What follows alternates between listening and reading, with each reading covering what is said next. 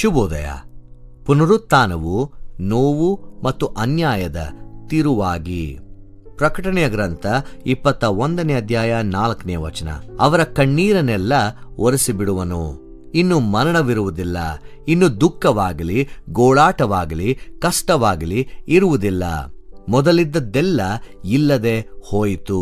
ಇಲ್ಲಿ ಕಾಣುವ ದೃಶ್ಯವು ಸತ್ಯವೇದದಲ್ಲಿನ ಅತ್ಯಂತ ಒಂದು ಮೃದುವಾದಂತಹ ಮತ್ತು ಶಕ್ತಿಯುತ ಚಿತ್ರಗಳಲ್ಲಿ ಒಂದಾಗಿದೆ. ಅವರ ಕಣ್ಣೀರನ್ನೆಲ್ಲ ಒರೆಸಿಬಿಡುವನು. ಇನ್ನು ಮರಣವಿರುವುದಿಲ್ಲ, ದುಃಖ, ಗೋಳಾಟ, ಕಷ್ಟ ಇದ್ಯಾವುದು ಇರುವುದಿಲ್ಲ. ಈ ಮಾತುಗಳು ಕೇವಲ ಸಮಾಧಾನವನ್ನ ವರ್ಣಿಸುವುದಲ್ಲ, ಅವು ಮಾನವ ಸ್ಥಿತಿಯ ಸಂಪೂರ್ಣ ತಿರುವನ್ನ ಘೋಷಿಸುವಂತದ್ದಾಗಿರ್ತದೆ. ಇಲ್ಲಿ ಪುನರುತ್ಥಾನವು ತನ್ನ ಪರಿಪೂರ್ಣ ಗುರಿಯನ್ನ ತಲುಪುತ್ತದೆ. ಇದು ಕೇವಲ ಖಾಲಿ ಸಮಾಧಿಯ ಬಗ್ಗೆ ಅಲ್ಲ, ನೋವು ಸ್ವತಃ ಅಳಿದು ಹೋಗುವ ಹೊಸ ಸೃಷ್ಟಿಯ ಬಗ್ಗೆ ಆಗಿರುತ್ತದೆ. ನಾವು ತಿಳಿದಿರುವ ಮಾನವ ಜೀವನವು ಆಳವಾಗಿ ನೋವಿನಿಂದ ಗುರುತಿಸಲ್ಪಟ್ಟಿದೆ. ಕಣ್ಣೀರು, ನಷ್ಟ, ಅನ್ಯಾಯ, ಹಿಂಸೆ, ದುಃಖ ಈ ಎಲ್ಲವೂ ವೈಯಕ್ತಿಕ ಕಥೆಗಳನ್ನು, ಸಮೂಹದ ಇತಿಹಾಸಗಳನ್ನು ರೂಪಿಸ್ತವೆ. ಅನೇಕ ಜನರಿಗೆ ನೋವು ಒಂದು ಕ್ಷಣಿಕ ಅನುಭವವಲ್ಲ, ಅದು ನಿರಂತರವಾದಂಥ ಸ್ಥಿತಿ. ಅದು ಅರ್ಥ, ನ್ಯಾಯ ಮತ್ತು ನಿರೀಕ್ಷೆಯ ಬಗ್ಗೆ ಪ್ರಶ್ನೆಗಳನ್ನು ಎಬ್ಬಿಸುವಂಥದ್ದಾಗಿರ್ತದೆ. ಅದು ಕಾಣುವುದಕ್ಕಿಂತ ಮೀರಿದ ಯಾವುದೋ ಒಂದನ್ನು ಹಾರೈಸುವ ಮನಸ್ಸನ್ನ ನಮಗೆ ಹುಟ್ಟಿಸ್ತದೆ. ಈ ವಾಸ್ತವಿಕತೆಯೊಳಗೆ ಪ್ರಕಟಣೆ ನಮ್ಮೊಟ್ಟಿಗೆ ಹೇಗೆ ಮಾತನಾಡ್ತದೆ? ನಿರಾಕರಣೆ ಮೂಲಕವಲ್ಲ, ಭರವಸೆಯ ಮೂಲಕ. ಅದು ನೋವನ್ನ ತಳ್ಳಿ ಹಾಕುವುದಿಲ್ಲ, ಅದನ್ನು ಸಂಪೂರ್ಣವಾಗಿ ಒಪ್ಪಿಕೊಳ್ಳುತ್ತದೆ. ಕಣ್ಣೀರು ಇರುವುದೇ ನೋವಿನ ಆಳವನ್ನು ಸೂಚಿಸುತ್ತದೆ. ಆದರೆ ನಂತರ ಒಂದು ಅದ್ಭುತ ದೃಶ್ಯ ನಮಗೆ ಕಾಣಸಿಗುತ್ತದೆ. ದೇವರೇ ಸ್ವತಃ ಆ ಕಣ್ಣೀರನ್ನ ಒರೆಸ್ತಾನಂತೆ. ಇದು ದೂರದ ಅಥವಾ ನಿರ್ಜೀವ ಕ್ರಿಯೆಯಲ್ಲ, ಇದು ಹತ್ತಿರವಾದ, ಉದ್ದೇಶಪೂರ್ಣ ಮತ್ತು ಕರುಣೆಯಿಂದ ತುಂಬಿರುವಂತ ಒಂದು ಕ್ರಿಯೆ. ಇದು ದೇವರು ಮಾನವ ನೋವಿನಿಂದ ದೂರವಿಲ್ಲ, ಅದರ ಒಂದು ಚಿಕಿತ್ಸೆಯಲ್ಲಿ ಆಳವಾಗಿ ಪಾಲ್ಗೊಳ್ಳುತ್ತಾನೆ ಎಂಬುದನ್ನು ನಮಗೆ ತೋರಿಸಿಕೊಡುತ್ತದೆ. ಈ ಒಂದು ವಾಕ್ಯದಲ್ಲಿ ಮರಣದ ನಿವಾರಣೆ ಒಂದು ಕೇಂದ್ರವಾಗಿದೆ. ಮರಣವು ಕೇವಲ ಜೀವನದ ಅಂತ್ಯವಲ್ಲ, ಅದು ಎಲ್ಲ ಒಡೆದು ಹೋದಂಥ ಸ್ಥಿತಿಗಳ ಶಿಖರವಾಗಿದೆ. ಅದು ಮಾನವ ಅಸ್ತಿತ್ವದ ಮಿತಿಗಳನ್ನು ಪ್ರತಿನಿಧಿಸ್ತದೆ. ಅಲ್ಲಿ ನಿರೀಕ್ಷೆ ಕುಸಿಯುವಂತೆ ಕಾಣ್ತದೆ. ಆದರೆ ಇಲ್ಲಿ ಮರಣವನ್ನು ನಿಯಂತ್ರಿಸುವುದಿಲ್ಲ ಅಥವಾ ಕಡಿಮೆ ಮಾಡುವುದಿಲ್ಲ, ಅದನ್ನು ಸಂಪೂರ್ಣವಾಗಿ ತೆಗೆದುಹಾಕಲಾಗ್ತದೆ. ಅದರ ಅಧಿಕಾರ ಅಂತ್ಯಗೊಳ್ಳುತ್ತದೆ ಎಂಬುದಾಗಿ ನಮ್ಮ ಮುಂದೆ ಇಡುವಂಥದ್ದಾಗಿರ್ತದೆ. ನೋಡಿ, ಈ ಕಳೆದ 7 ದಿನಗಳಲ್ಲಿ ಪುನರುತ್ಥಾನದ ಬೇರೆ ಬೇರೆ ರೀತಿಯಾದಂಥ ಅರ್ಥಗಳನ್ನು ನಾವು ಧ್ಯಾನ ಮಾಡುತ್ತಾ ಬಂದಿದ್ದೇವೆ.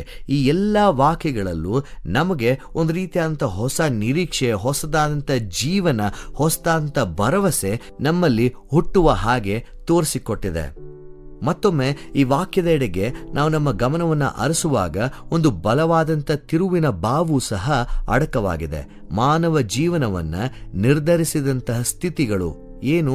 ನೋವು, ನಷ್ಟ, ಅನ್ಯಾಯ ಇനി ಇಲ್ಲ.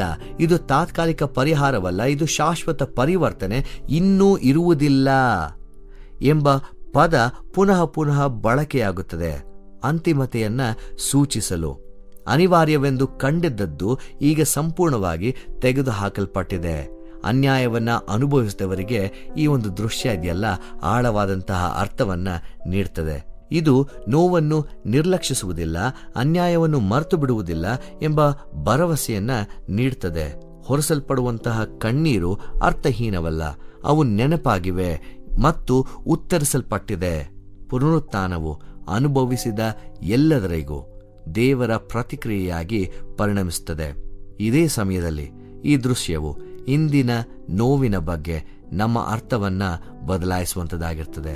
ಅದು ಇಂದಿನ ನೋವನ್ನು ತೆಗೆದುಹಾಕುವುದಿಲ್ಲ, ಆದರೆ ಅದನ್ನು ದೊಡ್ಡ ಒಂದು ರೀತಿಯಾದಂತಹ ಜೀವನ ಪರ್ಯಂತ ಕಥೆಯಾಗಿ ನಮ್ಮ ಮುಂದೆ ಇರಿಸ್ತದೆ.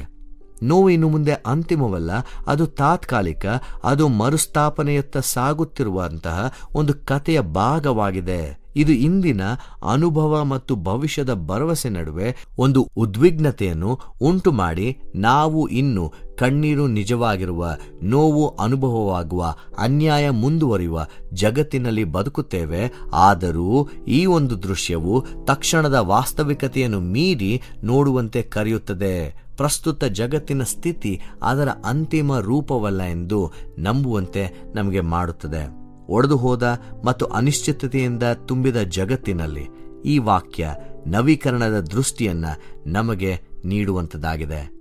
ತಪ್ಪಾದದ್ದು ಸರಿಯಾಗುತ್ತದೆ, ಅರ್ಧವಾಗಿ ಅಲ್ಲ, ಸಂಪೂರ್ಣವಾಗಿ. ಪುನರುತ್ಥಾನವು ಈ ಶಾಶ್ವತ ಸತ್ಯವನ್ನ ನಮ್ಮ ಮುಂದೆ ಇಡುತ್ತದೆ. ನೋವು ತಾತ್ಕಾಲಿಕ, ಮರುಸ್ಥಾಪನೆ ಖಚಿತ. ಈ ಭರವಸೆಯಲ್ಲಿ ಕಣ್ಣೀರು ಅಂತಿಮ ಭಾಷೆಯಲ್ಲ, ಚಿಕಿತ್ಸೆಯೇ ಅಂತಿಮ ಭಾಷೆ. ಅದು ದೇವರು ನಮ್ಮ ಜೀವಿತಗಳಲ್ಲಿ ಮಾಡುವಾತನಾಗಿರ್ತಾನೆ. ದೇವರು ನಿಮ್ಮನ್ನು ಆಶೀರ್ವದಿಸಲಿ. ಈ ಕಾರ್ಯಕ್ರಮದ ಬಗ್ಗೆ ನಿಮ್ಮ ಅಭಿಪ್ರಾಯ, ಸಲಹೆಗಳು ಹಾಗೂ ಯಾವುದೇ ಪ್ರಾರ್ಥನಾ ಮನವಿಗಳಿದ್ದಲ್ಲಿ ನಮ್ಮ ದೂರವಾಣಿ ಸಂಖ್ಯೆಗೆ ನೀವು ಕರೆ ಮಾಡಬಹುದು. ನಮ್ಮ ದೂರವಾಣಿ ಸಂಖ್ಯೆ 9960260653. ನಿಮ್ಮ ಅಭಿಪ್ರಾಯಗಳನ್ನು ಇಮೇಲ್ ಮೂಲಕವೂ ನಮಗೆ ತಿಳಿಸಬಹುದು. ನಮ್ಮ ಇಮೇಲ್ ID info@fibaonline.org. ವಂದನೆಗಳು.